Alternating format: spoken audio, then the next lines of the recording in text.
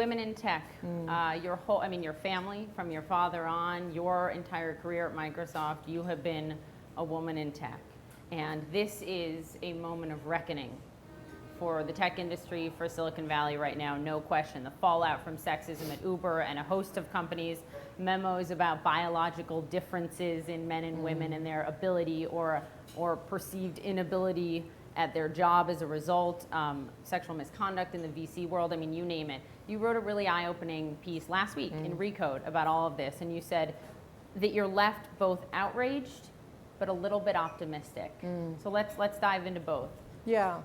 Well, I'm outraged that we're sitting in 2017 and these issues are going on, and going on so deeply in the tech industry.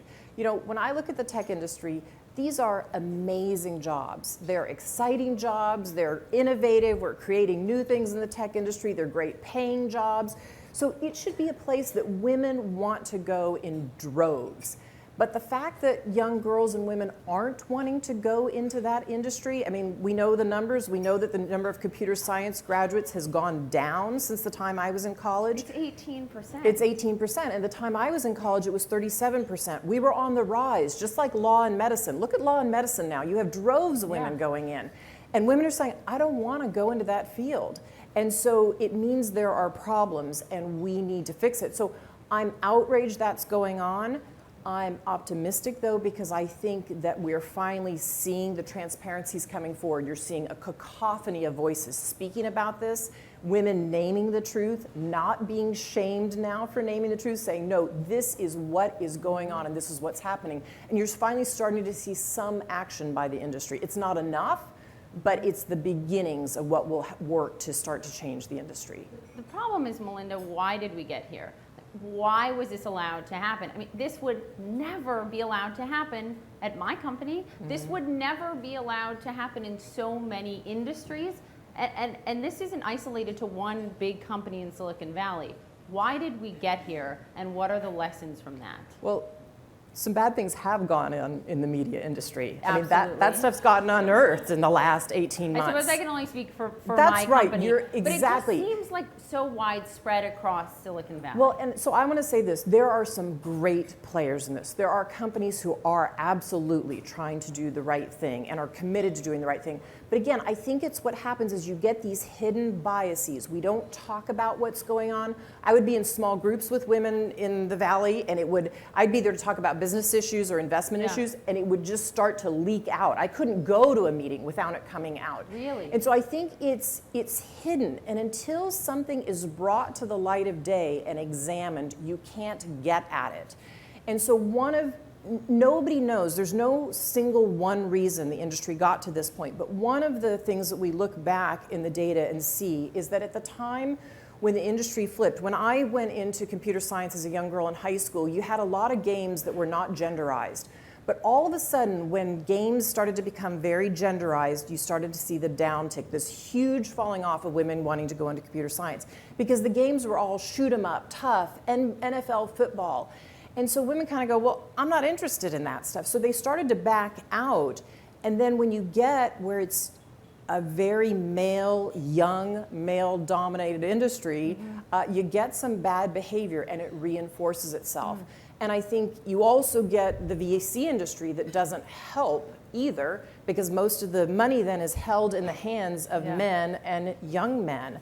And it reinforces itself. Today, of VC partners, only 6% today are women, 6%. And of all companies that get funded out of the VC industry, only 3% of female-led companies get funded. That is crazy. So you said, and you wrote, I'm putting my money where my mouth is on this one. What are you doing? Yeah, so I'm working kind of on 3 levels. I'm working both on what we call leaky pipeline from K through 12, working on new pathways for women to get into computer science. We can talk about that.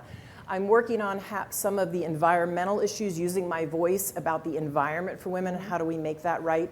And then enabling, I can use my resources. I can I can look for smart business opportunities, not a charity case to fund a woman, smart business opportunities, and I could put my resources down. So in the VC space, you're doing this right now because you saw those numbers and were appalled. Exactly. I think our moving money, is what will move the industry for women. Sure. And you know what's even crazier than women? 3% of women-led businesses getting funding.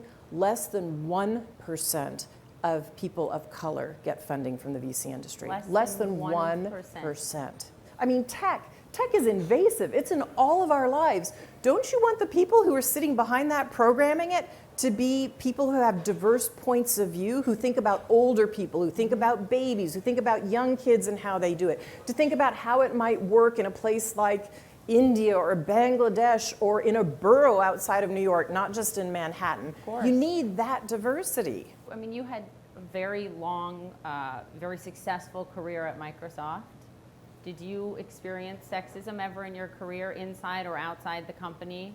Sure, all the way through. I mean, college, first of all, I was one of the few female coders, so you experience it there from, you know, your peers and the professors.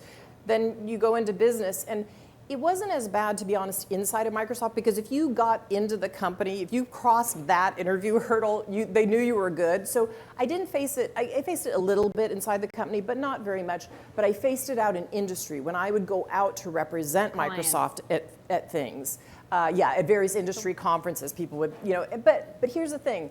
I always knew in high school I had to prove myself. I had an older sister in school, and I was following in her footsteps. And so when you're a younger child, you look up and say, how am I going to do it differently? How am I going to prove to my teachers that I'm not who my sister was? And she was great, but they had a certain view of her. But you were greater. And so how am I gonna convince them? And my trick was just to convince them in the first class, convince them right away. So I still walk in places with Bill, and people, first of all, they assume he's the smartest person in the room, almost no matter whether it's a man or a woman who walks in, right?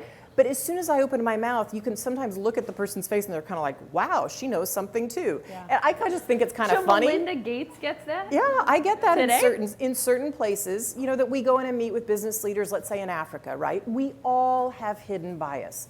Men and women have hidden bias. Mm-hmm. So I have to look at even my own bias, even inside the foundation where I go into a meeting. I have to look at, do I expect that the women are as credible as the men? Do I expect that someone of a different skin color is as credible as a man? And what am I doing with my own hidden bias that self-reinforces that or doesn't? And so I think we all have to look at that. And women have to, I do love Sheryl Sandberg's words, lean in. And I don't mean just sit at the table. You have to sit at the table and lean in, but lean into those uncomfortable situations. I tell that to my kids. When it's uncomfortable, lean in. You're better than that. You're better than the bias that that person's bringing to the situation. You know yourself. I just wonder, you and Bill have been pretty open about saying how difficult education reform has been in this country, as we've all seen. What has to happen? Well, in terms of coding skills, we need to give young girls and women, no matter what their age, many pathways into coding. Mm-hmm. Most people will tell you it's like learning a language. I don't know about you, but for me, when you learn a new language, it is hard up front, leaning into that uncomfortable place of, I don't have the verbs right, I can't conjugate, or I've got it, but now I have to speak it. Computer science is like that, but it's like learning a foreign language, but it's not undoable. Everybody in this room knows they could learn a foreign language, right? If you put your mind to it, you can learn a foreign language. Guess what? Every single one of you, no matter what your age, your skin color, your personality, you can learn to code. It's like a language. And so giving women pathways in, giving young girls coding opportunities in school, giving them camps.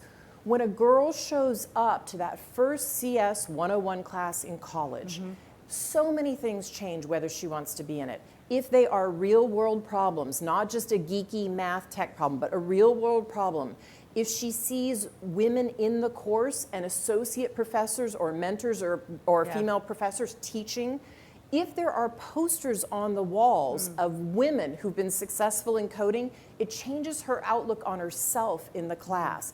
And so some of the places like University of Washington or Harvey Mudd or Carnegie Mellon or University of Maryland, they're doing all of those things to welcome women into CS 101. You get past CS 101, you're on your way. And so they're making it the most popular class on campus. As well, though, let's say a woman's already gone through 8 or 9 years of her career and she wants to learn to code. She wants to do something different. We need pathways in for that, for her too.